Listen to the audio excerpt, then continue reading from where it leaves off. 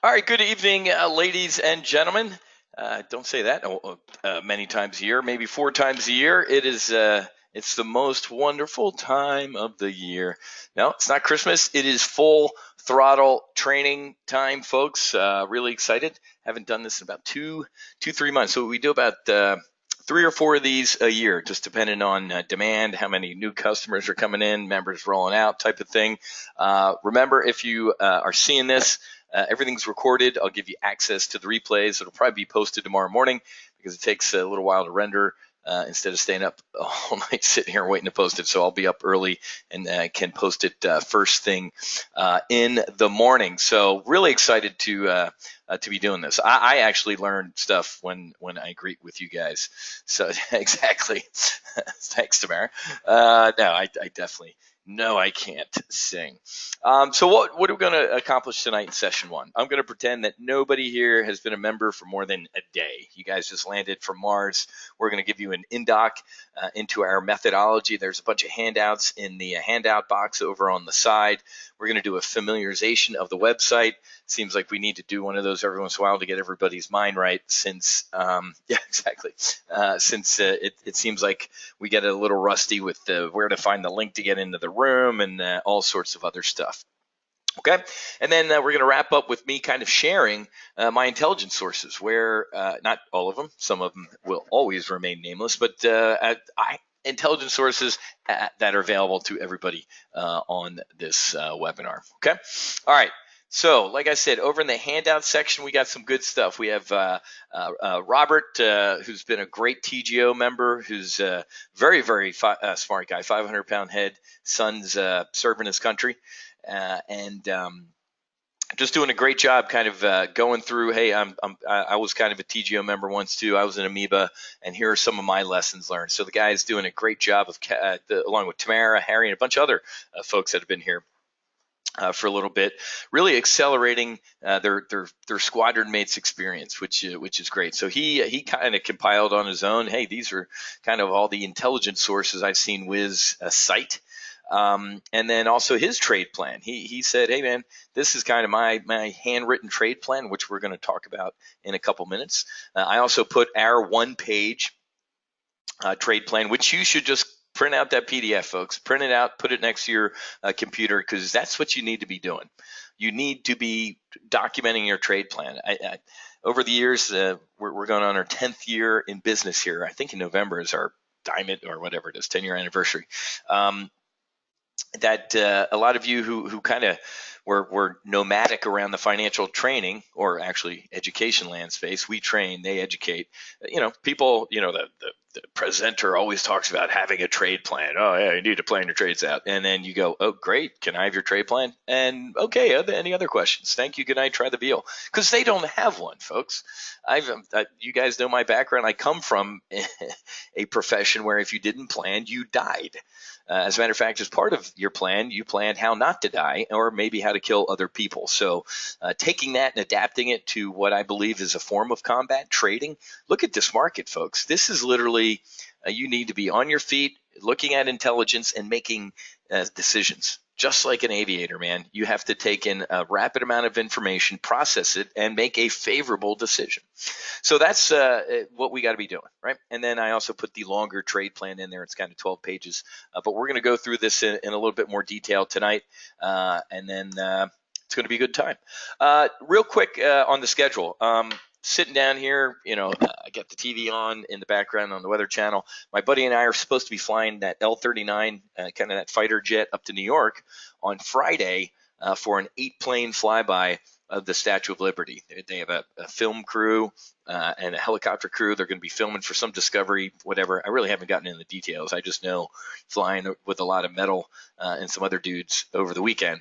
But the guy I'm flying with, this back surgeon from South Florida, we might need to bolt tomorrow or Thursday, or if it doesn't look like the hurricane's going to hit until Sunday, maybe we will leave Friday. So the Thursday night full throttle, you will know when I know if we're going to have that Thursday night or not. So I'll try and be Johnny on the spot. So I appreciate your flexibility, but this is one of those things, man. When they say, do you want to be in an 8-ship flyby of the Statue of Liberty? You say yes. So, all right. Our methodology. As many of you can tell, whether I've met you personally at live events or just from online here, I'm not necessarily the sharpest tool in the shed. And a lot of people, but options, you trade options, they're dangerous and complex. I'm like, you're ignorant. You have zero knowledge. And, we used to burn witches too, right? So people who say that to me, it just crack me up. How do you battle complexity with simplicity, right? Whether it's flying off of an aircraft carrier or doing a iron condor, if it seems complex to you, battle it with simplicity. So our overall methodology, this SOT, strategic, operational, and then tactical. This is how we fight and win wars. We have a strategy, we break it down to the operational level, and then we implement tactics, right? This ain't rocket surgery. Strategy is high level. Win the war against ISIS. Win the war in Iraq. Contain China as a threat. Whatever it is, strategy, right? Land on June 6th on these beaches and push inland and seize these towns by this time. Tactical. Guard this bridge or blow it up. Operational. Get the 3rd and 4th Corps linked up to go to Khan or whatever it is. So it works, folks. Remember, military movement and actions preceded business. One day, a caveman got up, walked to another caveman's cave, and said, "What? I want this," and hit him in the head with a rock. Unfortunately, weapons and arms and stuff like that beat what? Hey, here's a shiny rock, and instead of cracking your head open with it, I'm going to give it to you, and shiny rock, pay for cave. So this is why, and whether it's Clausewitz or Sun Tzu or any of these things, and it always cracked me up watching the movie Wall Street. Everybody knows Gordon Gekko, right? He throughout the movie, to his lieutenant, Bud Fox, he quoted Sun Tzu often, didn't he? Right? I always laughed on Wall Street, literally on Wall Street, when all these people kind of would throw military terms around or fancy themselves as admirals or generals. So there's a reason that this methodology works here at Top Gun Options, because it works in combat. And most folks, before they come to Top Gun Options, are what? They're very, very tactical traders. You guys don't even know what you're doing for lunch, let alone what I'm bullish or bearish on out a couple months or even 2 years out, right? Very, very tactical. You wake up, turn on CNBC or Fox and see Maria Bartiromo hammering some stock, and I'm going to short that, and then 2 weeks later you're broke, or you lost everything in that trade. That's not the way you do it, right? And that's not the way we do things here at Top Gun Options. Every brief, every live brief or training brief that we're going to do tonight, we start with what? Here's what's going on, man. We put our radar downrange. We open up the scope and we go large. We go out, right? From tanker wars to potential trade wars to Taiwan to you name it. What is going on around the globe that can impact us economically? Macro, political, military events, folks. From if you've been here for a couple years or more than a couple years, you woke up one day and there was a Greek debt crisis. Most people, or Crete or whatever the hell that other island nation was where it started. Or you woke up and there's Vladimir Putin invading Crimea, shooting down a civilian airliner. There's, Iranian tankers. So you have to know that these things are going on. One of the, and Robert or somebody or Tamara, I mean, you could probably do it off memory, but when I left Peak Six Investments, we had like an internal Wikipedia, like a website. There was a page called Wizisms, and I think when I left, there was 94 of them. So write some of these Wizisms down. They're Wizisms because they've happened and they are true. And here's the first one. The market only cares when it cares. So 20 years ago, I want to date myself, but me in the Persian Gulf and tankers and this and that getting seized or shooting down drones, the VIX would have been up 50% and the Dow would have dropped 1,000 points. Now, it's barely a blip, right? Not in the old days. Well, thank God that we've become a little bit more energy independent, and we don't get a ton of oil from Iran, but we still have to remember these things, folks, because all of a sudden we wake up, British warship sinks Iranian warship as it tries to boom, boom, and then we will, holy crap, people who aren't at Top Gun Options, that will catch them off guard. It's not going to catch us. So strategic. Every brief starts with a strategic brief, but remember, ladies and gentlemen, it's a bad business model for me, but at the end of the day, I'm in it to accelerate your learning. You don't go to Top Gun forever. You go to Top Gun. Shrek and I went to Top Gun. Guess what you do? We call it, leaving the mountain. You put on your flowing robes. You put the Top Gun patch on your shoulder. You go back to the fleet. Even in the cheesy first movie, Top Gun, what did Tom Cruise do? He got done with Top Gun, and they sent him out to the fleet. And he, immediately in a dogfight with MiG-28s. So at the end of the day, I want, and you're technically, you leave Top Gun as a trainer. You should be able to go to a cocktail party, get a little bit of an audience and say, hey man, here's how you trade. Or this is what a covered call is. Or you should be able to share the love. I love getting emails from people that are like, hey Wiz, I'm good, man. Been here for a year and a half. I'm going out to the fleet. But I told 5 of my buddies and here they come. But a lot of people stay here for a long time because they enjoy the camaraderie. Tamara, Robert, these guys, Harry, Fish, all these folks have actually made friendships, lifelong friendships. I've made lifelong friendships, which, looking up on my wall, I got live event in big capital letters. We're going to be planning another one here, probably down here in God's waiting room when it's miserable in the other 49 states. All right, so strategic. You need to do a strategic brief, man. If you're going to be just trading a couple days a week, you still need to kind of keep up on everything so it doesn't surprise you. After we do that strategic brief, we're going to peel back the onion and go one layer deep. What's that mean? America, baby. We're going to take a look at what's going on domestically, macroeconomically, politically, militarily, sure. Macroeconomically, folks, and politically. I haven't heard it in about a year and a half, but for maybe 7 years at Top Gun Options, whenever I talk about politics, 2 or 3 people would bail out of the room like, you're awful, get your politics out of this, where are the trades? I'm like, don't let the door hit you on the way out. Are you kidding me? Politics drives the markets, ladies and gentlemen. And we have a president who literally, most of the people before Donald Trump was elected doesn't even know what the Federal Reserve did. Now I have neighbors talking to me about the Fed, right? Even under Barack Hussein Obama, ladies and gentlemen, I loved government shutdowns. As an American, I hated them. As a trader, I loved it. Oh my God, I think the government's going to shut down. VIX explodes. John Boehner cries after smoking a pack of cigarettes with a quivering lip, comes in and says, we're going to open the government. Volatility implodes. Loved it. Greek debt crisis. We're going to leave the Eurozone. Thing pops, no they're not, thing drops. We made like 35 grand in a month trading weekly options. So you have to look at politics, folks. I'm not kidding when I said the people that would show up like, your politics suck, I just care about the trades. Usually I'd boot them out of the room because I wouldn't even want those people to be a member. So we have to look at the politics. My God, man, a year ago, Trump shut down the government, or was he?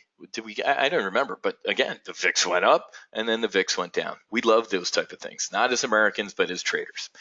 After this, folks, you do a thorough strategic brief. Then you get operational. What's going on here? Look at, still, we've moved, Democrats and liberals have moved from what? Russia to recession. Did anybody see the consumer confidence numbers today? Blowout numbers again. Durable goods orders, Wiz, were soft. Okay, great. For all of the rather not good macroeconomic data right now, I can find you about 80 to 90% of it. That's fantastic. People are trying to talk us into a recession right now so the guy loses his reelection.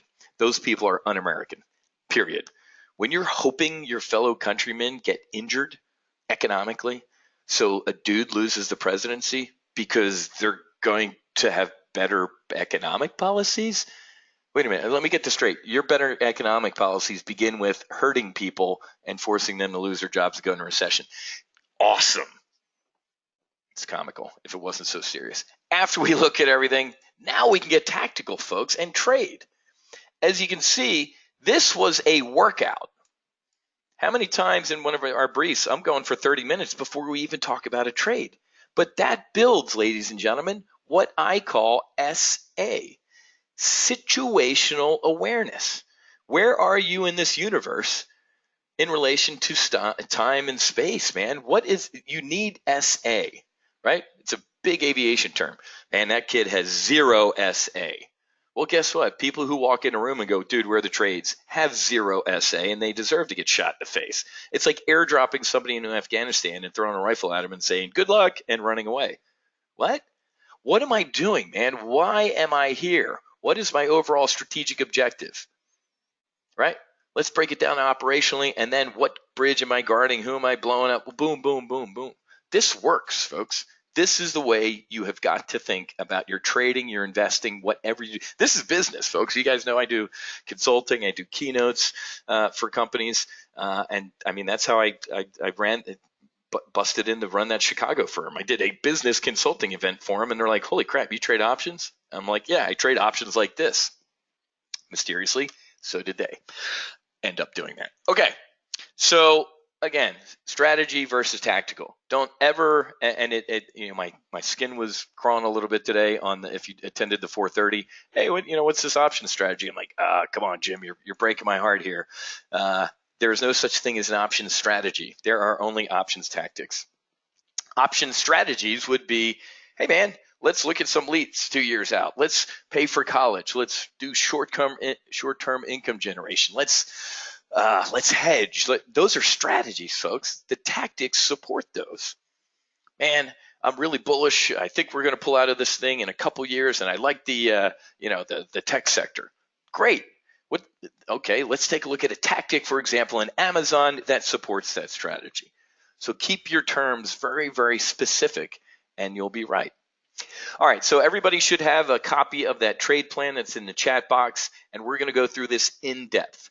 I always, when I do this full throttle training, say, you know what, I need to do a better job of doing this live in the brief, and I actually do. I like doing this 4 times a year because it gets my mind right. It's kind of like being an airline pilot, folks, or a Navy pilot. A couple times a year, you went back to the simulator building and you did what? You got a check flight, man, and it really smacked you around a little bit to get back into your checklist. So this is more for me than it is for you. So here's our trade plan. It's 7 steps, and it ain't rocket surgery, and it flows logically. Use this over the skies of Iraq. Use this in the Chicago Board of Trade. 7 steps. Step 1, ladies and gentlemen, before you ever do anything, even think, you know what, I might like to place a trade today. What are you talking about? Before you even think about that, what currently is your strategic mindset? And there's only 4 of them, folks. There could be variations of them, but literally there's nothing other than these. You can be bullish. Everybody knows what that means. You can be bearish, meaning something is going to go down. You can think, and here's the definition of volatile, you're living in it, or you can be market neutral. Man, we're just kind of chopping around here sideways with no conviction. Obviously, we can have variations of those. Before this whole shitstorm happened, what did I say? I am neutral to bearish, cautiously bearish, meaning the cautiously like, man, I got one hand on the ejection handle. And we nailed it. Jerome Powell, absolutely, we nailed it, folks, right there. Fed meeting. I said right through here, I'm like, it's in here. This rally is the Fed meeting. We will sell on the news. I didn't know it was going to be that bad. And I didn't know Donald Trump was going to jump in the pool in the deep end literally under 24 hours later with his tariff boom. And here we are. So what's good about this is you have to come up with this. I'm teaching you in our briefs to do what? To think on your own. And I'll tell you this, and I think I kind of semi-do a decent job of saying what? I believe X, Y, and Z. However, here's the other side of that. That's how critical thinkers are supposed to think. That's how military people think. This is what our strategy is. How am I going to get shot in the face? So let me ask you guys. Let's do a little audience participation. What are you right now? Let me select that. What is your current strategic mindset? Are you bullish? Are you bearish? Man, we got some volatility going on. And let's say 30 days out. I probably should have put a timeline on there. What's your 30-day strategic mindset? Bullish, bearish, volatile, or neutral? Okay. Should play some Jeopardy music. About half of you have voted. A little bit more. Bullish, bearish, volatile, or market neutral. We're going to chop sideways. And if you're wondering what the definition of volatile is, look on your screen from August 1st to today. Bullish, look from June 1st to today. Bearish, look at the beginning of May and June 1st. Everything is on the screen, ladies and gentlemen, except a good sideways chop of neutral, to be honest with you. All right. 65% voted. Everybody else is sleeping. So we're going to share that. Let's take a look. So out of the 35-ish people in this room, look at where we are, man. Volatile to bearish. We nailed it, right? That's exactly where and it was, you guys know me. I could care less about getting, quote, made fun of on social media. Matter of fact, I enjoyed it right around here. I'm like, hey, man, we're going to implode and boom, get made fun up here. I'm bearish to volatile, man. And it happened. Okay. So that's what your fellow wingmen and wingwomen think. So it's pretty interesting. And I agree with both those, volatile to bearish. I think both of those are right, to be honest with you. You can have variations of them, as I talked about. Now that we have our strategic mindset, man, I'm bearish to volatile. Next thing we do is say, all right, what do we want to trade? And simply, using fighter pilot terminology, it's either the stock, right? It's either the ETF or it's the index.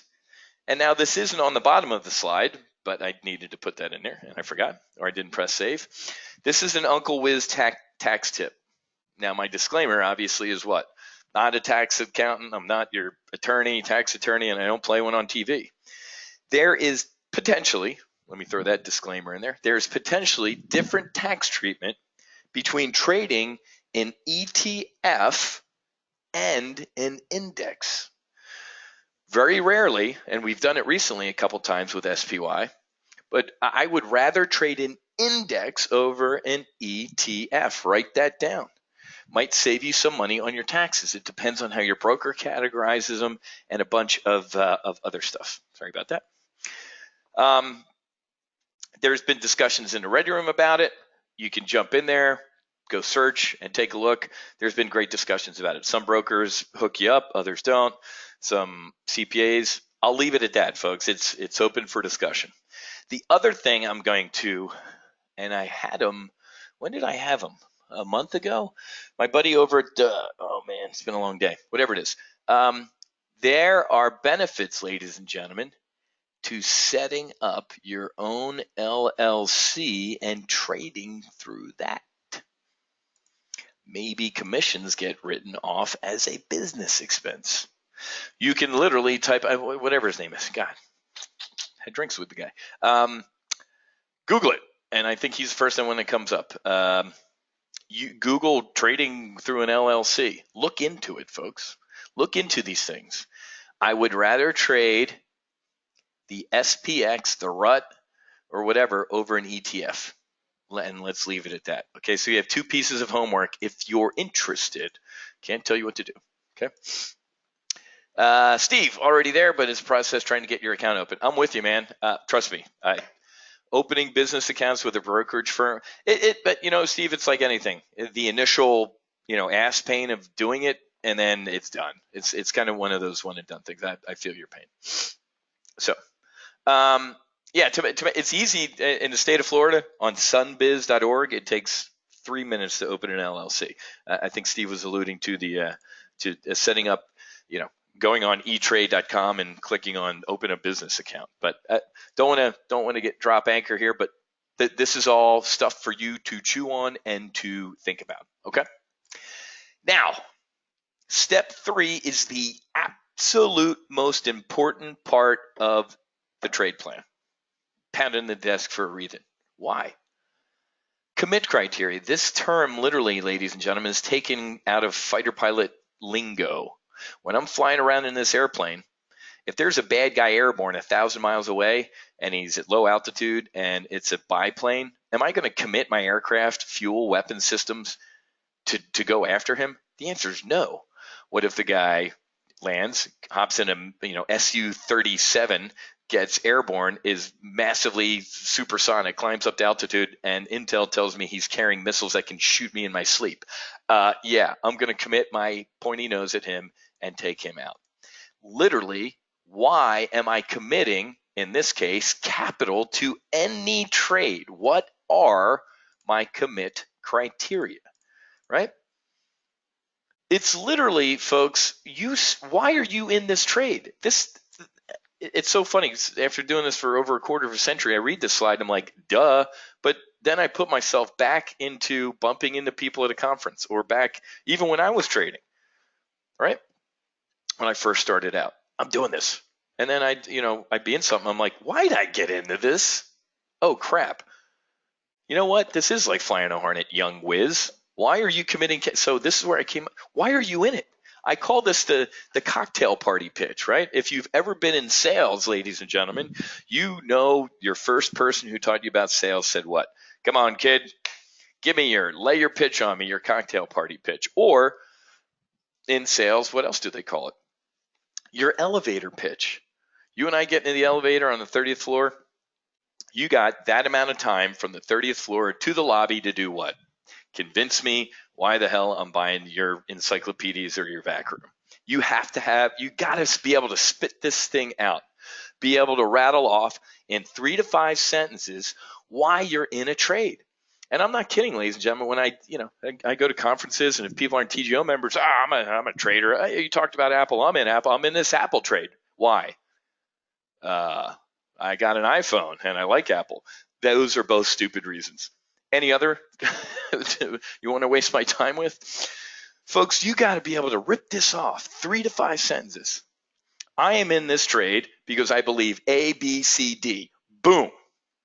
When you get done telling me your commit criteria, I need to look at you and go, I've never heard anything as smart or brilliant. Why am I not in that trade? Does that make sense? Now, if this is the most important step out of the 7 steps, this is the most important part of it. Anytime one of those sentences changes, get out. Does everybody see? This isn't just here for beauty looks here, folks. You see what this says up here? Discipline and risk management equal what? That. How many of you are in a trade going, crap, Apple's moving against, don't worry about it. It's going to come back. Apple doesn't hate me. Apple doesn't know you exist and would steamroll over your house if they could.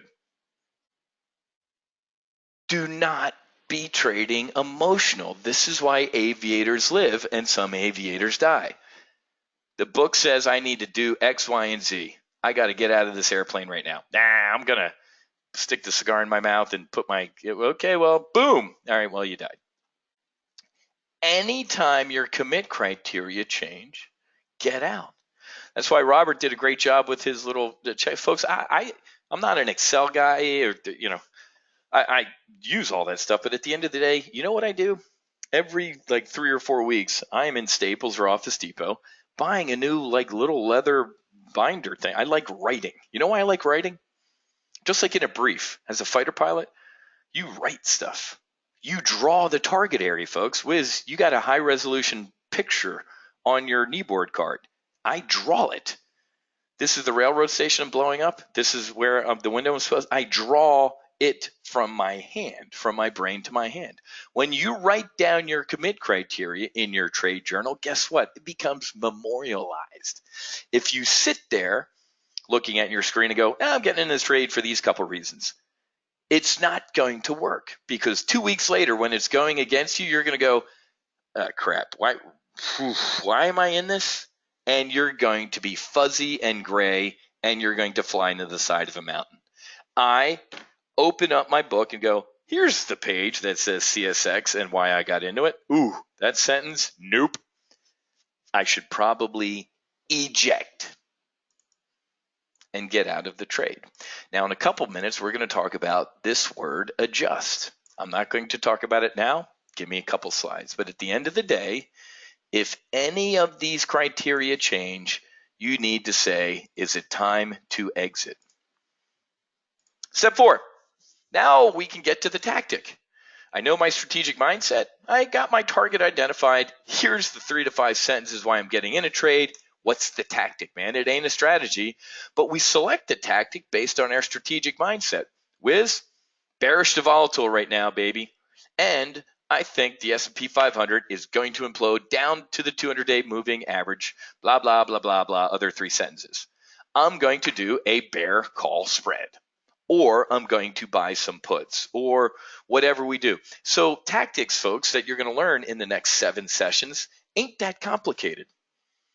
In the next session, this is a call, this is a put. If you can understand buying a call is bullish, buying a put's bearish, you just mastered options. And I'm not kidding you. So this step is simply hey, the trade. This is the tactic that I have selected. Okay. Step 5, tactical employment. This is the part of the trade plan where I say, all right, I'm going to sell this leg, this many contracts, this expiration date, right?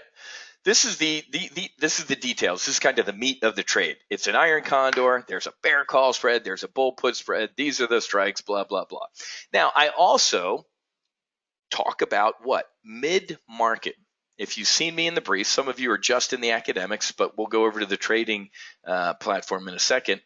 There is a bid and an ask. I want to sell my house for $1 million. I want to buy a house for about 500 grand. Well, guess what? That dude ain't getting this house, and this dude isn't getting this buyer. Where do they meet? Something called mid-market, right? Every one of these briefs, you're going to see me almost in every tactic want to get filled at mid-market. Now, obviously, some of the tactics, we maybe got to come up here. Maybe we got to come down here a little bit. But we're going to optimize it to market makers don't have massive houses in the Hamptons, ladies and gentlemen, because they give you money. Market makers are rich and greedy because they take money. Greed, for lack of a better word, is good. So I'm going to give you a range from mid-market. I'm going to try and get filled in this trade plus or minus about 10 cents. Meaning, if I'm trying to get filled on this trade at $1.50, I'd go as low as $1.40 and maybe up to $1.60. Okay, that's what plus or minus 10 cents means on a text and email alert.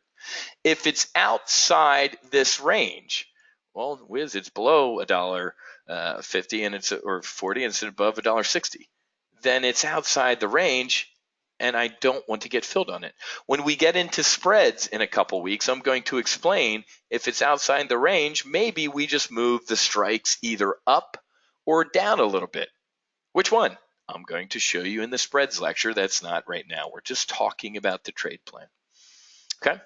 So this is a tactical employment, putting the trade on. You can use any broker, right? I can't give you investment advice. Here's the advice I will give you. Use a paper trading account, folks.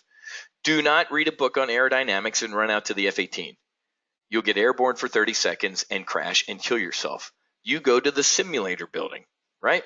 So you read a book, get in there, you learn how to start your engine, you learn how to taxi, you learn how to take off, you get airborne, you land aboard the ship, you drop bombs. You do all of that in that environment before you ever put your pink rear end at risk, right? And before you put your pink rear end at risk, you should be talking about to an RIA, a broker dealer, a certified financial advisor that to show you at least to have a session about how much risk you should have on, right? I pretty much jumped in the cockpit. Yeah, back in the day, man, we didn't even have books on aerodynamics. Wilbur and Orville Wright just gave me the right flyer to go take out. Step 6, ladies and gentlemen, mid-course guidance. I never dropped a bomb in anger or training and closed my eyes and said, man, I hope that hits bad people. I never placed a trade in my life that said, man, I hope that thing makes money, right? Exactly. Oh, man. So, just like you've seen on CNN during the first Gulf War, right? There's a crosshair on a window in Baghdad. We got to fly that bomb right through the window. We do not place a trade or fire a missile and just go, man, hopefully everything works right. We don't. So in step 6, we think through how we're going to manage the trade. We say, what if? You guys hear, this is why, I don't in the trade briefs go, now we're in step 6 right now. I go through this because it's like breathing to me. Here's my strategic mindset. Here's what we're going to trade. Here's my commitment. Here's why I'm in the trade. And here's what could go. I talk through every one of these steps, just not kind of saying like we're sitting in an airline cockpit going step 6, flaps, half, concur, whatever. Maybe I should, but you guys get the gist of it. How many times you see me every time say what? Well, here's what could go wrong during and I even say that. This trade could actually be losing money at some point. Fully expected to be. So you should always ask what if. Because if you're the type of investor or trader where there's a little red in a trade during the life of it and you can't tolerate that, you're in the wrong. You can't do this. You're going to go mad. That's why I try and go overboard and tell you, hey, this is a distinct possibility. Now let's talk about adjusting. So I'm gonna save this to obviously the spread training, but at the end of the day, we have to have this discussion right now. And I'm gonna drop anchor for a little bit, so get an extra glass of wine. When I first started trading, I would adjust a losing trade. And you know when I used to adjust it? When I was the person I just made fun of. Man, I'm brilliant for putting on this trade. I should be making money every day of the week, and I'm awesome. Oh my God, it's down 0.2 cents. I'm going to put a bullet in my head. What do I do? Maybe I can roll the strikes down. Yay! And then after I do it, the trade's back up, and it would have closed for max profit, and I'm an idiot. That's a very condensed version of about 5 years of my trading, and then I got smart. I knew this before I went up to Chicago and helped run a $1 billion trading firm. Ladies and gentlemen, most professional traders do not touch any one of their trades. What do I mean? You, ladies and gentlemen, need to have a trade SOP based on your account size, right? SOP. SOP stands for Standard Operating Procedure. This is a manual of the FA-18 Hornet. We don't like to say this, but we say that this is what? Written in blood. The emergency procedures section of this manual, when the F-18 rolled off the flight line in St. Louis in '82, was a couple pages. Written by a bunch of booger eater engineers that said, well, these random things could happen, or engine fire, so let's put them in the manual. And then 25 years later, that emergency procedures section is about 92 pages. Why? People died, people got hurt, airplanes got bent, got broke, blew up, crashed. So, as you start trading, you need to come up with your own SOP. When am I going to eject out of a trade? I'm going to give you mine as we go. Here's Wiz's SOP. You need to either say, cut, paste, I agree with that, or nope, this is my max risk per trade, this is my max, blah, blah, blah, blah, blah. But let's get back to adjust. Most professional traders, ladies and gentlemen, if they get into a trade and look at it and say, this is the max risk in this trade, the most I can lose in this trade, if it completely goes against me, is, let's say, $5,000. You know what they do? And it makes life very easy for them. Most of my buddies are out playing golf at 1 o'clock who run hedge, because they said what? I accept that risk. I know the max risk in this trade. I know the max profit. Boom. I'm okay with it. Now, most retail traders don't do this. What do? They look at the max risk and go, yeah, okay, I understand I could lose $5,000, but that's not going to happen. It says there's a 30%. Yeah, I know, but their 70% means, I'm making money. Stop. The options trader, the Hornet guy in me goes, if there's a 30% probability that it's going to rain today and we're not going to go flying, I guarantee you it's going to pour. There's 100%. So what I'm mumbling around here, folks, is you have to make a decision. When we get to the spreads lectures, that you're an adjuster or a set it and forget it. If you're looking at any trade, ladies and gentlemen, and you look at the max loss and go, oh my God, if I lose that, I'm done. You are trading too much money. If you look, and I know a lot of folks have smaller accounts, you need to lower the max risk in each trade and then spread more chips around the table to other trades. It sucks when somebody's like, oh man, I had a massive loss on that one trade. I'm like, why'd you just do that one? There were 6 other profitable ones, and you, of course, picked the one that lost money. And you went big on it. Lower your max risk per trade and put, when at the random times I'm dragged kicking and screaming by my fighter buddies to go gamble in Vegas, do you think I sit at a blackjack table with empty seats around me? I put chips on every one of those places, man. Right? Because if I get kicked in the teeth and the other 2 hands that I'm playing win, I didn't get kicked in the teeth. So you, ladies and gentlemen, as the PIC, the pilot in command of your trade aircraft, you're going to have to make the call if you're going to be an adjuster or set it and forget it. You can do both. I stopped doing this about a year ago at TGO because it's just not, if you guys want to see, I went from amateur to pro, and now I'm an instructor Zen type of dude. In my personal trading, I don't touch these things, man. I am comfortable with whatever the max risk in my trade is. And if that happens, I okayed it. I signed off on it. If you're not okay with it, folks, and you lost it, it's your fault, not mine, yours. If you're like, holy crap, I got kicked in the teeth on that. Well, you should have figured out what just getting slightly bruised on the cheek would have been instead of kicked in the teeth. You have to come up with your SOP, folks, not me. I'm going to show you mine. I'm going to show you how I fight and fly the airplane, but it's a little crowded in a single seat F-18 for me to sit on your lap, or vice versa. Now, this is critical. You see this paragraph down here? Every SOP in the Navy has this type of paragraph. You ready? I can almost quote it verbatim. Nothing in this manual takes the place of good head work, situational awareness, and judgment of the aviator, the pilot in command. You know what that is? That's the catch-all that says, hey man, you can break anything in here.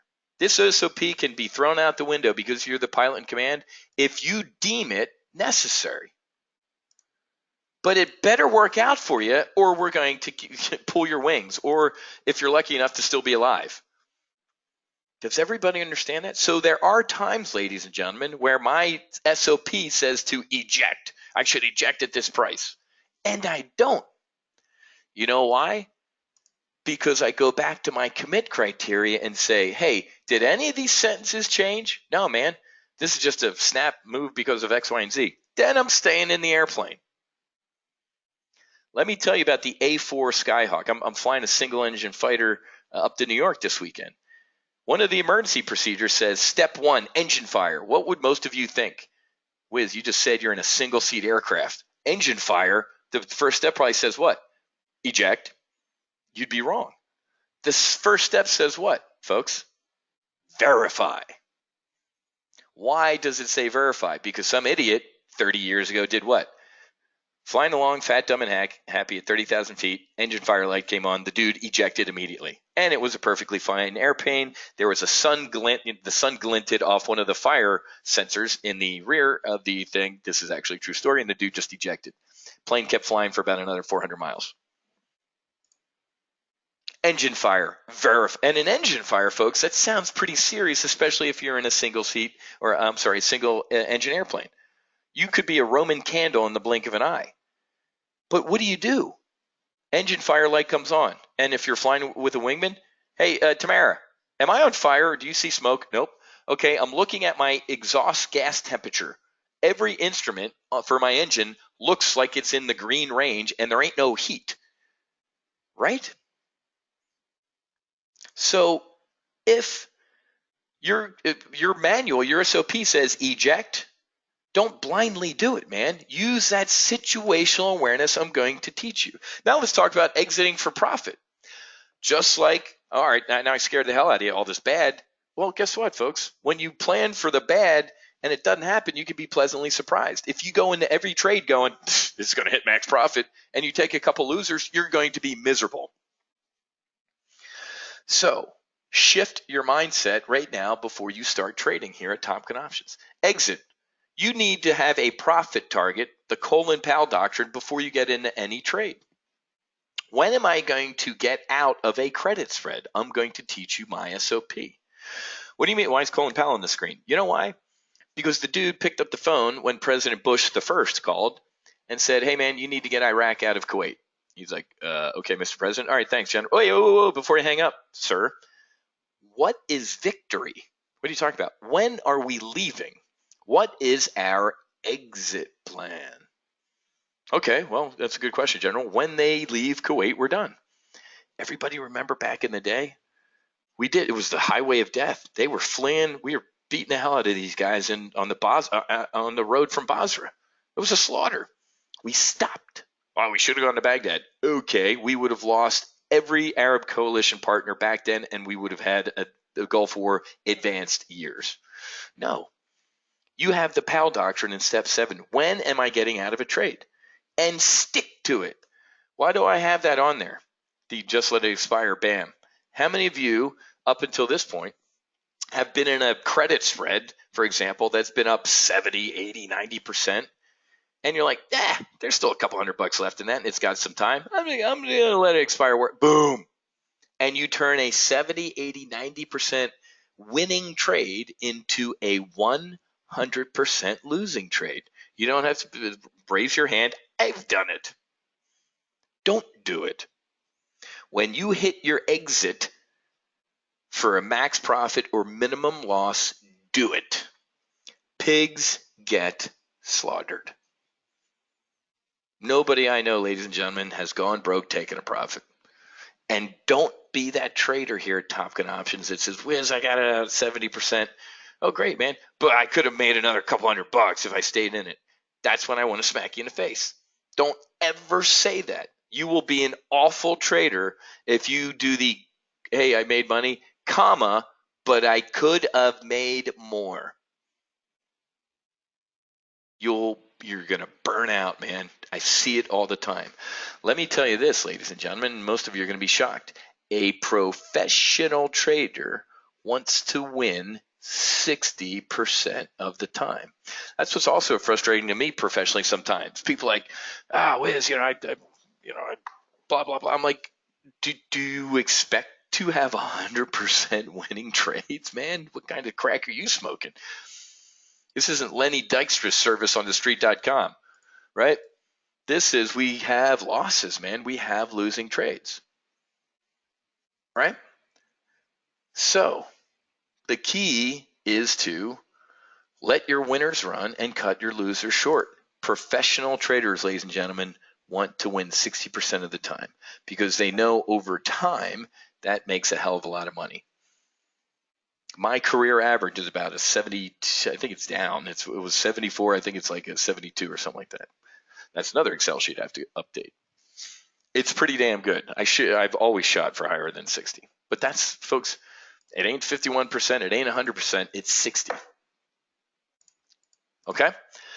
That's the discipline you're going to learn here at Top Gun Options, folks. Having a trade plan. Going to Staples, Office Depot, going to Amazon, and just buying it on Amazon.com so we can pump our stock price up. So on Amazon, folks, get a journal. Okay, write them down. I'm telling you, Jeff, a bunch of my coaching clients gave, hey Wiz, here's my trade tracker in an Excel sheet. I can share some of these with you. People change. I write my stuff down, man. I'm telling you, I'm old school, but there's something to be said from going from brain to hand to un stilo to paper. That memorializes it. Okay? Wow, that took a lot longer than I thought, but that was probably, this is why we do it 4 times a year, is because that's a lot of work, man. But once you do it, ladies and gentlemen, and repetition is the key to success. I've told you that before I've gone to the ship, I do about 800 landings at the field. We call it bouncing. We literally bounce, eight landings each. We just touch down, bounce right up, touch down. Why? It's muscle memory, ladies and gentlemen. So print it. It might seem a little clunky at first, but what you need to do is what? Do it.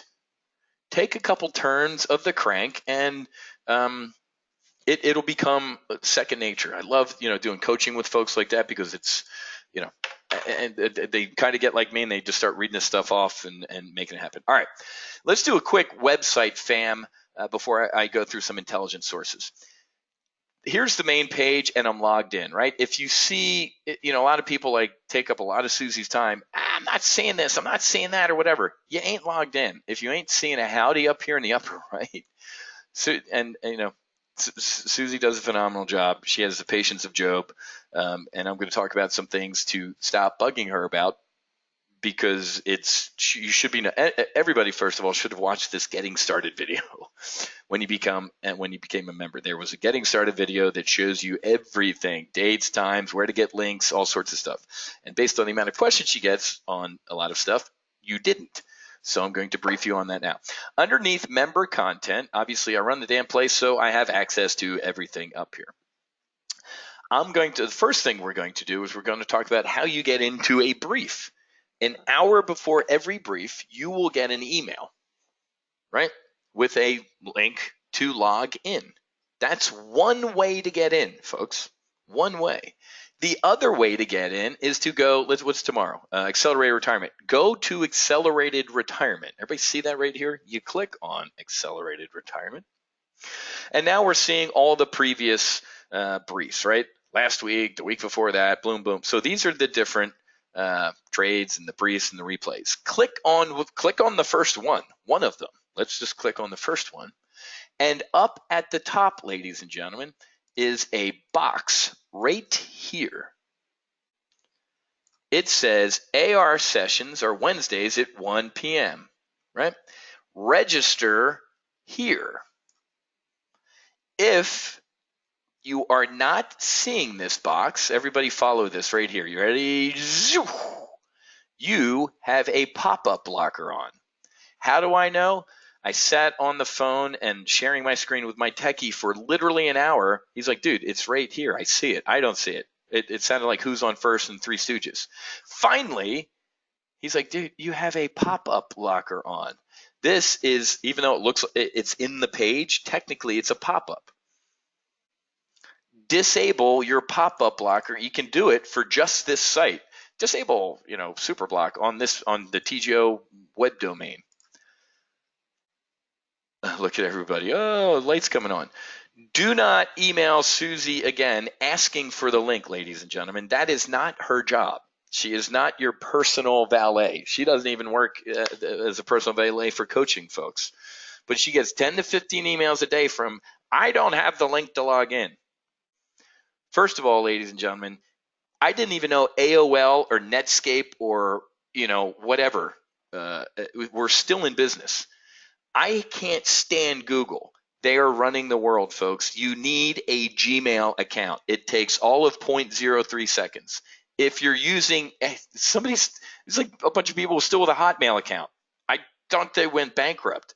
The deliverability to those email addresses, to put it politely, suck. There are people who take 30 seconds, set up tamarap@gmail.com, and have just a Gmail account for their TGO stuff. The deliverability to Gmail is 100%. The deliverability to your 29-year-old Hotmail account sucks. That's the world we live in, folks. I ain't buying MSN and fixing their deliverability issues. Okay? That's what I'm saying, Arthur. I know Google owns Gmail, man. What I'm getting at is I can't stand it, but it's the world I'm living in right now. People with old email accounts, folks, seriously, man, I can't. I'm not taking 30 seconds of my day to open a Gmail account. Well, then you're going to have deliverability issues. I can't help you, ladies and gentlemen. The world's changing. If you don't want to get a Gmail account, then you're going to sit there and bitch and complain that you're not getting emails. It's not our fault, folks. It's on their end, period. So no more calling and emailing Susie. I don't have the link to log in. First of all, if you're doing that at 7 in the morning, it goes out an hour before the brief. This is where you get it. Go to that service, click on one of the posts, the top one, and it's in here. Everybody understand that. Okay? Please don't do that. The woman, she's the patience of Job. Safari works good. Yeah, guys. Any of the newer email systems work, man. I'm just telling you. If you're old and cranky and you got this AOL account and you're not changing it, then you can bitch and complain about not getting emails, man. And we're not going to do anything about it. I can't. What am I going to do? Fly to whoever owns AOL and demand that they have better deliverability? That's just it. Come on, folks, please. All right.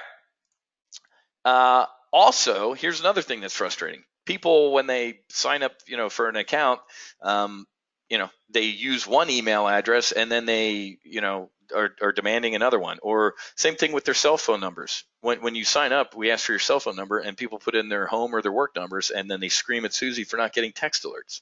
First of all, don't ever scream at Susie. Please, man. Very rarely, and when there are, we'll admit it, when there's issues on our end, the woman does a fantastic job. Oh, geez, I gave you the wrong number. That wasn't her fault. Oh, geez, that's not the right email address that I want these delivered to. Okay, that wasn't her fault either. Okay, please. She's in our squadron, and she deserves, and a little bit of please and thank you would be good. Thanks, Arthur. Thanks, Jeff. I appreciate it. Ready room. The ready room of a fighter squadron is where I learned how to fly and fight the Hornet. Not from a book, maybe at the bar, but get in here, folks. Account balance changes from prior night. Would you sell a call, strike lower on your own, broker commissions, reducing trade losses, SPX on trade, blah, blah.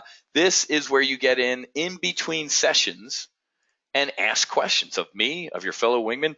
Usually I do a drive-by in here 1 or 2 times a day. And usually some great ready room hangers outers will get in there and have already answered stuff. This is a great resource. Thanks, guys. I appreciate that. I will tell you that doesn't always happen. There are a handful of people who I'm not kidding when I say I'm getting very close to just saying, hey, you know what? You're cleared hot to go out to the fleet. She's not your personal valet. Literally calling every day to demand the link personally is going to end, or we'll charge you for it. You can actually pay us to be your personal support agent, because that's just not going to happen. Okay, that's the ready room. So also, here's the tab where you're going to see all these replays, like tonight's. I strongly recommend, if you upgrade it into the, hey, I want to see these all the time. If you're in full throttle, you get all this stuff for free. But here's the last ones, folks. Right now we're doing session 1 and the last time we did this was back in February. Go watch session 2 from last time before I do session. Oh my God, remember this? Remember this jackwad, Jesse Smollett? What an idiot. But anyway, go watch the last full throttles options basics. Get a jump on it, man. I shouldn't have to tell you to be this motivated. I tell folks in the briefs, I'm like, I don't know what an iron condor is. The reason we do this full throttle training, folks, I came up with this was because during the briefs, it would be an hour and a half of me talking about an iron condor and placing the trade, and we'd have no time for anything else. So this is why we do full throttle at night. Markets closed. We can sit here, peace and quiet, and go through in depth what each tactic is. So do me a favor. It's a little frustrating for me sometimes when what's this and the credits. I'm like this, and I namaste. I count to 10 and I say, well, clearly you haven't watched any of the full throttle training. Awesome, Jeff. I watched all 8 already. This is round 2. Harry, Tamara, anybody who's been here for a while can tell you that they do the same thing. You watch these things a couple times, man, and it's going to accelerate your learning. Thanks, Bill. I appreciate that. Yep. Yeah. And folks, I use this analogy. We're a radio station. Very rarely does the messaging system go down. I mean, was it today or yesterday? There was a little bit of a pilot error. I had the wrong weapons under switch and blasted out of Raytheon. The text went out correctly, but so that was my fault. But when we make a mistake, man, I'm the skipper. Dude, we screwed that one up. That's on us. But 99.9% of the time, we're broadcasting. We're a radio station. If you're not hearing it on your end, I don't know, you're in a tunnel or you don't have your radio on or whatever. It's not us usually, folks. And when it is, we're gonna fall on our sword and take the hit. So it's the 9th time for me, but who's counting? Nobody, Tamara.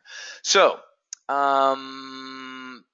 training video materials. So under this materials tab, you should be seeing your manuals. There's your OPCL, the options, primary. These things are worth their weight in gold. Somebody told me during the last one of these, she's like, you really don't push these enough. These things, I don't, because when I went through flight school, I got the manuals and I read them 1,000 times. I'm assuming people are like me. If you haven't downloaded these and started reading the primary, moving on to the intermediate, moving on to the advanced, you're behind. Not that you can't catch up. What I'm saying is download these, read them, man. Years ago, oh man, he left and went out to the fleet too type of guy. I was walking back to my seat on an airliner, going to the bathroom. Dude's reading an intermediate workbook. That was really cool. So you can download them, use them, read them, everything. Okay. All right. Now, with our time remaining tonight, let's get into intelligence sources. Now, one of the reasons a lot of people do stay here at Top Gun Options and don't bolt and just straight head out to the fleet are my intelligence sources. Most of you either have read my book or you've heard my story. I'm not going to bore you with it, but going from, being a fighter pilot, being on Wall Street, doing all this stuff, very, very big Rolodex. Have a lot of buddies still. I'm actually going to my buddy's retirement up at the Navy. I just got an invite from a 2-star Air Force general. My buddy's a Navy captain who's retiring, but he works for a Joint Command. So I'm like, who's this 2-star invite from? I'm like, oh my God, it's my drunk buddy. He's retiring. So got a lot of folks, got some folks in alphabet soup agencies. I got, folks, London, New York, Chicago, Asia. I got people in Macquarie. A lot of you know I did a couple trips to Japan and Macau, China, working with Macquarie. Macquarie is the Goldman Sachs of Asia and Australia. So guess what? Having a deep throat in that place has been cash money for us, period. So a Rolodex is good for intelligence sources. So that's kind of hard to do, and that's why a lot of people stay here, which is great. But everything else, folks, to be honest with you, I mean, I get a little good tipper information, like when President Trump, literally in earnest, what was it, 6 to 7 months ago, he really started pounding Jerome Powell. And you all heard it here first. Why did I say he was pounding Jerome Powell? Because he was going to walk away from the trade deal or to do what he's doing now. You're nuts. You're high. Well, I am, and I was, but we were right. He absolutely was pounding Jerome Powell for that very reason, and that came true. I would love to take all of the credit for that. I'll take some of it, but a buddy of mine, close to a big White House, gave me that heads up. Anyway, so here are some of my intelligence sources that are open source, right? This isn't top secret. These aren't drinking buddies. I do not get paid by anything that I'm going to tell you right now. This is just me passing along. You absolutely, positively, without a doubt, have got to subscribe to the Wall Street Journal, period. There's no discussion. There's no nothing. I don't even know what it costs. And you don't need to, Al Gore kill trees here and get the paper version. I do both. I like grabbing the paper, maybe driving to my coffee shop or sitting out in the yard and actually reading the paper like my dad. But the online version or on the app on your cell phone, you're getting alerts, man. When it happens, my phone's buzzed. Oh, Wall Street Journal, I'm reading that one. This, folks, is the paper of record for Wall Street. It is not the New York Times, period. When I would get up in the morning in Naperville, when it's negative 50 to go into the Board of Trade, I would stand on the train platform, and everybody, when they got on that train, when I walked down the aisle, had their face buried in the Wall Street Journal. It's the paper of record. It moves markets. John Hilsenrath is known as the Fed Whisperer. Why? Because every article he writes, more or less, about what the Fed's about to do, everybody just kind of winks and nods because he's got a mole, or the Fed literally just leaks him stuff to, as trial balloons. So this isn't debatable, folks. You have got to subscribe to this. I mean, you can go chintzy and I'll brief you on what I find in each one. But over the summer, folks, I forced Matthew. Get up, man. Read Dad. I don't even know what this stuff. Read it. That's what I did. Around 2006 or 7, I'm like, what the hell is a collateralized CDO, collateralized debt obligation? I just read the journal from front to back, and through osmosis, I learned it. So, and the op-ed page, I of course love. It's a conservative publication.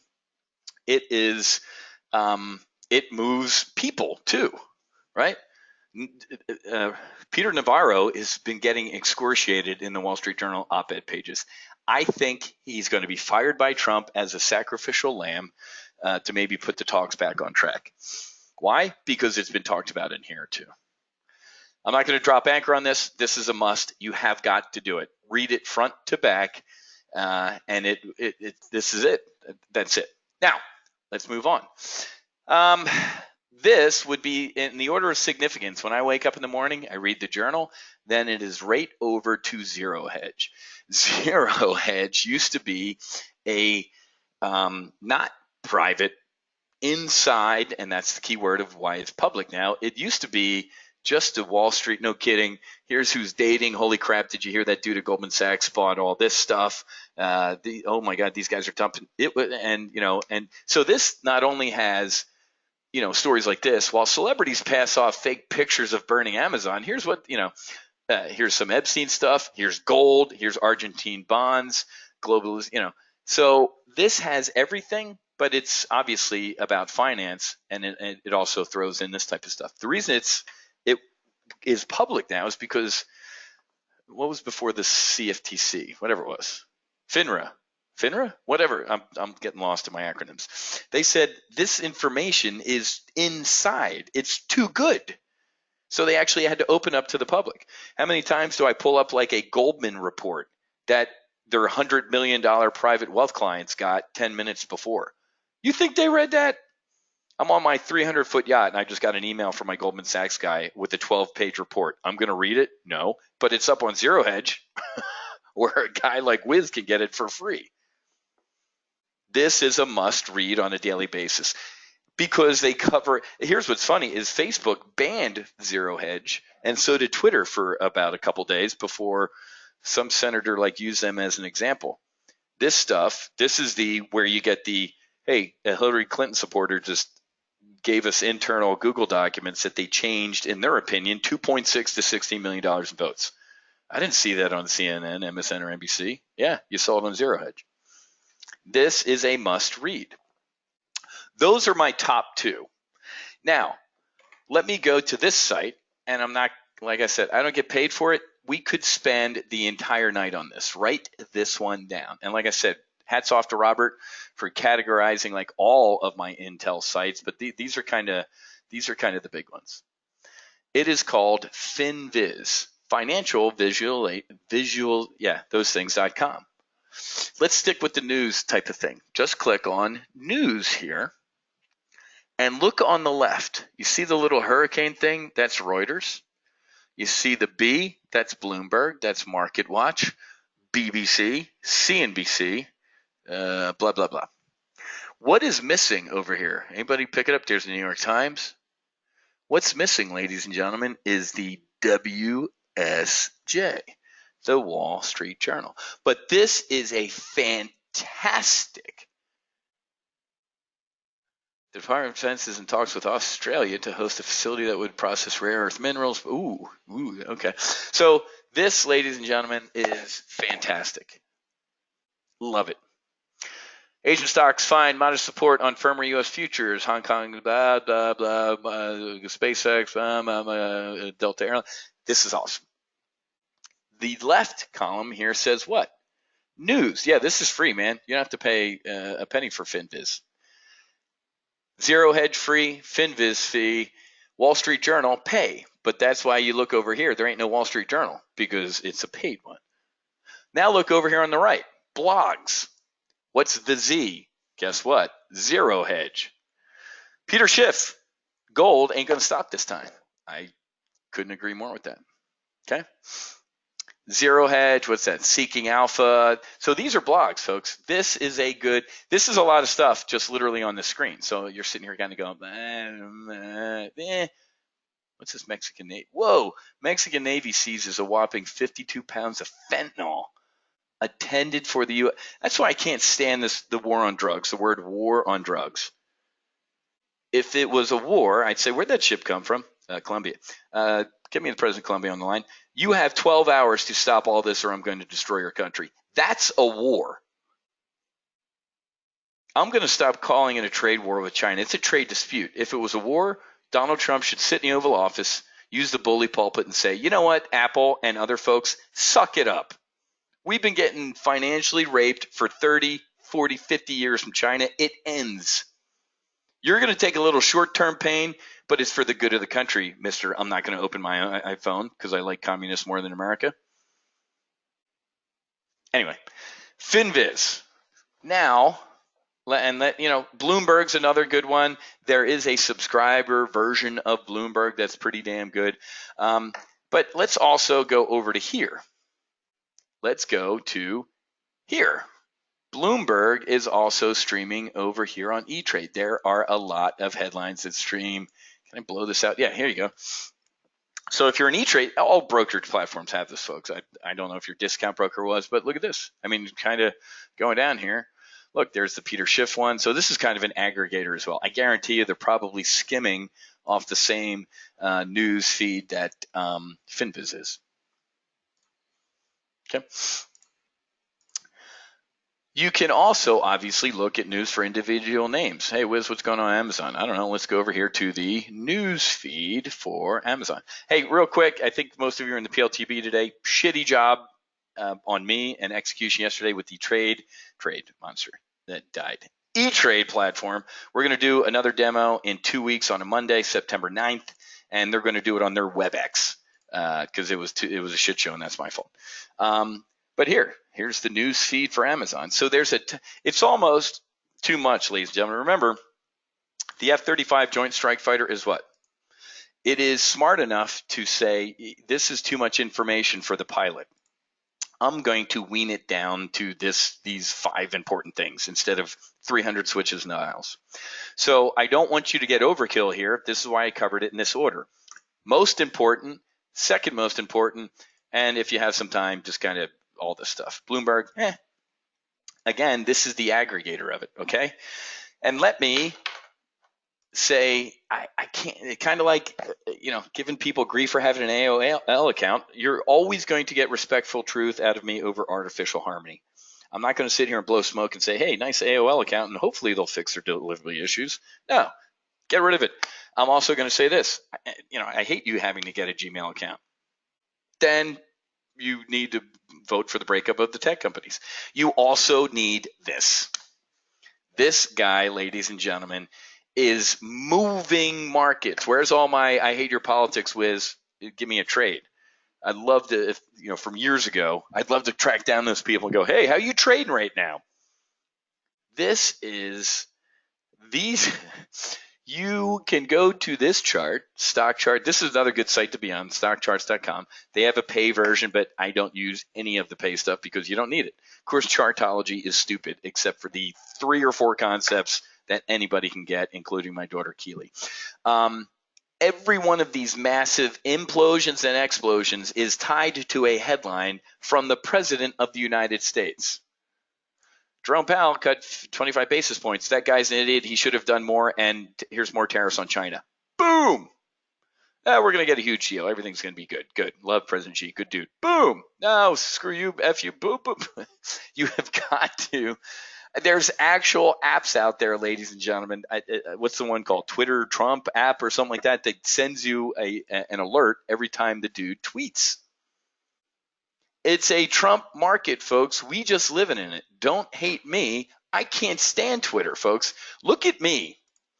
I'm using my wife's Twitter account. Look at, there's Susie and Matthew. Look at my name. It used to say Susie Buckley. Not Susie Buckley. The social justice warriors deleted my other 2 Twitter accounts. You don't think there's collusion or interference in our elections? It's from these liberal pieces of shit. So I'm using my wife's Twitter account. Why? Because I have to keep track of the president. Oh, Taylor Swift said something. Let's all stop and listen to her. I'm kidding. It is funny but sad, guys. I hate it. But I have to, again, me telling you to get a Twitter account makes my face melt like the dudes in Raiders of the Lost Ark, the first one. My face is melting off. I don't want to give these guys any business. I don't click on any of the ads. I don't advertise on Twitter anymore. I stopped. Will never give these people another penny of my money. I don't know how they're going to monetize not Susie Buckley, but they're not. I love when I pull up President Donald J. Trump's Twitter feed. Here's the suggestions. Rihanna, CNN Breaking News, and Justin Timberlake. It usually is like Elizabeth Warren and Cory Booker. So if you're following Donald Trump's Twitter feed, here is the subtle ways that they try and change votes. Hey, who's you, Twitter lady with purple hair and a nose ring? You're telling me I might like Justin Timberlake or Rihanna? Anyway, enough of that rant. You have to have a Twitter account or some way to follow the president's tweets. How many times have we been sitting in a brief where I'm like, uh-oh, somebody just said something, and oh, there we go. And it was the president sending out a tweet. Okay? Oh, this makes me furious, man. They're debating whether they're gonna, they're gonna indict the FBI agent McCabe for he lied like at last count like 9 times under oath or committed perjury. He's an FBI agent. Major General Flynn, the FBI agents that interviewed him, said the dude didn't lie. Jim Comey changed the 302s and said, "Are you sure? Maybe he maybe told a fib." Yeah, okay. The man got arrested, indicted. They ruined his life. Roger Stone, 20 jackbooted thugs, and of course CNN got tipped off, which is also a crime, raided a senior citizen's house. They had 2 Broward sheriff officers' boats in the intercoastal behind him because he allegedly committed perjury. If we don't arrest McCabe at dawn and make him do a perp walk, I'm done. I've had it. The man not only committed perjury and lied to FBI agents, which you and I would be, of course, morning raid. The man committed treason with his adulterous lover. We used to hang people for treason, folks. Now they get job. He's a CNN commentator. All right, enough. My blood pressure's going on. This is why I try not to spend time on Twitter. It's because of this crap. All right, namaste. Last thing about FinViz. You could spend hours on this site. I don't even have enough time to go over this. This is what I will say about FinViz. When I worked at a big options trading firm in Chicago, the trading tools and intelligence on this site are equal to not better than I saw in Chicago. Period. Top gainers, new highs, overbought, unusual volume, upgrades, earnings before buying, insider buying. Top losers, new lows, oversold, most volatile. Look at this, guys. Hey, Wiz, I don't know where to start for iron condors. Here's stocks that are channeling. Here's stocks that are wedging up, wedging down. Here's a head and shoulder. Look at this, folks. This is absolute insanity. Some of you, and maybe we'll do this in the next brief, hey, man, what's it mean to have a balanced portfolio? Take a look at here. Maybe you grab 7 darts and you throw them into the technology, services, materials, I can't stand healthcare or industrial goods, consumer goods, and financials. 1, 2, 3, 4, 5. There's 5. So, well, all of them are red today, so maybe you don't want to diversify except these. How about a little bit more? Well, why don't we go over to ETFs? Well, there's U.S. ETFs. There's international, Brazil. There's some global ones with the gold miners. There's financials, energy, fixed income. Could be good right now, and commodities. Ooh. Oh, let me scroll down. Duh. I was wondering where those were, and they were outside of my field of view. What's down here, folks? Volatility, baby. BXX. So, again, I'm not here to give you a yeah, exactly, Arthur. The scanner, I'm not even, well, I'm going to click on it and just bring it up. It's way too much, but it's awesomeness. You could, now you're looking at an F4 Phantom, folks. This is great, but you're fishing with hand grenades right now. So for the majority of the folks in here, go to the news feed, or here's some good stuff down here. And the futures are down here. If you ever want to know what the futures are, how's the Dow futures looking? Actually, they're in the green. So is the S&P and the NASDAQ. Well, guess what? This market ain't, we got what, until the open, 12, whatever it is, and the president isn't awake yet. Or maybe he still is. I think he's a vampire, he doesn't sleep. What's down here? What are some macro events coming out? S&P Case-Shiller, the consumer confidence numbers. Oh, they already came out. Folks, again, one more time. Where's recession Democrats? The last one was this. We were expecting it to go down and implode, and it went up. Well, it went down a little bit, but it completely missed their implosion. Highest consumer confidence in years. Here's what I was going to get at. Look over here. Insider trading, folks. Remember I talked earlier today in the primary live trade brief. I said what? Where's our headline? Preparing for financial apocalypse. Insiders are selling 600 million of stock per day. How do you know? Well, I come on here and I look at what's LC? Lending Club. The CEO, the SVP, the CTO, the CLO, the CCO, they're all dumping shares. Ooh. Or exercising options, I'm sorry. But look at this, folks. Here's where, let's see some big dollar ones. Where's the value? Who is this? Elliott International. 10% owner dumped $29 million and $31 million worth of shares. Would you jump in and buy his or her shares? This is part of a pre-grow program, and they're full of shit. They are all lying when they say that. When the Wall Street Journal gets bored and they want a good, everybody does it. I'm not going to say I've seen it, especially since the Chinese are listening in. I will tell you that it absolutely happens constantly.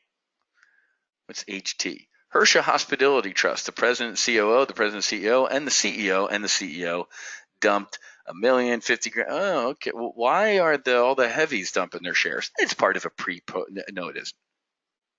All right, I'm not going to drop anchor on here. This is the stuff that research analysts do. Right? Yeah, exactly. Can I buy that yacht? Nope. Go sell some shares. So futures are down. Oh, man, I completely skipped this site. This site is a must as well. Right here. This is the flight schedule for each week. Hopefully you're writing these down, or you can click on Robert's Intel document in here. But it's called Forex Factory. Everything, and you just click calendar up here, and look what's going on this week. When you see a little red folder here, it says what? High impact expected. Man, it's what happened yesterday? Well, U.S., Japan, Australia. What happened in the U.S.? Core durable goods orders. Ooh, that was a swing and a miss. But regular durable goods orders were great. What the hell is the difference? Well, click on detail. Core durable goods. Whenever you see the word core, it means what? Excluding. It means X something. So core durable goods are X transportation items. Regular durable goods are what? Everything, including 707. 707s, what am I, 90? 777s. All right, we're starting to get to my expiration. My options contract expires at 11:30 for the first session. Today, there's a housing number. There's S&P Case-Shiller. How'd that do? Ooh, that's soft. Richmond Fed. It was a little bit of a beat. The Conference Board's consumer confidence number was a huge beat. Or Australia, yeah, there you go. What's coming out tomorrow? Crude oil. Okay, so yellow means low impact, or that's orange. Yellow is kind of medium. Okay. If you want to click on something cool, let's GDP. Shit, I forgot about that. On Thursday, preliminary GDP, folks. You ready for this? Why do I care about that? GDP comes out in 3 parts. Or I don't care about this one. Never mind. GDP comes out in advanced, preliminary, and final. Which one has the most impact, Wiz? Read the next sentence. The advanced release has the earliest and tends to have the most impact. Here's what I love about Forex Factory. When you click on, hey, what is this thing? This is the Wiz section. Why traders care. Like if you see some breaking news, the PPI came in today a little lower than expected, and you kind of giggle like, did they just say PPI? I don't even know what that is. You go to it and you click on it, and now that I joked about that, PCE, the core PCE index came in blah, blah, blah. What the hell's PCE? Well, it's an inflation measure. This is rumored to be the Federal Reserve's favorite inflation measure, but CPI is released 10 days or blah, blah, blah. So you can dig in here, folks, and what else can you do? Look at that. You can say, hey, what's the trend in the PCE? Is it going good? Is it going bad? Blah, blah. So, again, I'm not going to pitch this thing. You got to look at this. And hold on. That's over the weekend. Chinese numbers, folks, Friday night when I'll be in New York.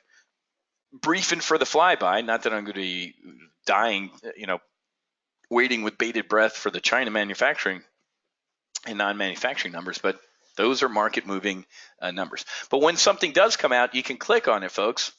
Like where here? Look over here.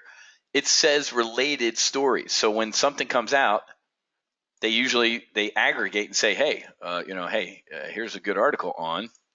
Well, let's click it. U.S. factory orders for business decreased, blah, blah, blah, blah. So you can click on it and go read the real article, or you can just kind of read the summary. You can click on full story right here. All right, what's the real story here at Bloomberg? U.S. business equipment orders gained for blah. Okay, so this is all from forexfactory.com. This is a great calendar here. Okay. Jeff, the only other country schedules I care about, I could care less about German manufacturing imploding. Although sometimes those type of Europe's what? How many? I should know this. What, 17, 19, whatever it is in the EU? It's China. You got to look for whenever you in a week see the letters CNY. That's what we care about. These. Canada, really don't care. Love you, Kevin, but our 51st state really isn't going to move markets. Great Britain, Japan, for a little while, years ago, we used to trade the EWJ, folks. Right? The EWJ was Japan. When Bank of Japan Governor Kuroda was doing his QE, we traded the EWJ and had a blast. Bailed out of it because they kind of ran out of blanks and they're in their own shit show. But yeah, I used to hinge on JPY data as well. But not anymore. New Zealand, love them. Don't know what the hell's going on down there. That's where all the rich are building their airstrips for when the second revolution happens. All right. And obviously, I can't stand CNBC, but, it's kind of a marquee name, ladies and gentlemen. I got 3 TVs. I got Bloomberg, Fox Business, and CNBC on, usually constantly. At night, maybe before I go to bed, after the kids go to bed, I'll pull up CNBC Asia and see if there's anything going on in there. So again, I do this because I enjoy it, man. If I wasn't doing this for TGO, I'd be doing this for me. I do this for me, but I share it with you, right? I put the ladder down. So I aggregate, I kind of weed through all this stuff, and then during the briefs, I give you a brief. I'm acting like a lieutenant in the Navy getting my brief together for the admiral in the morning, or the general. So that's what you guys are to me, admirals or generals. I aggregate all this stuff. I'm the one that spends all the time digging through all this to find what's important to our positions, and then I present it to you.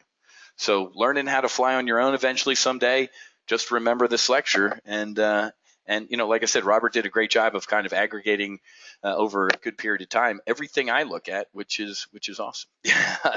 That's actually offensive, man. I'm a good intel officer.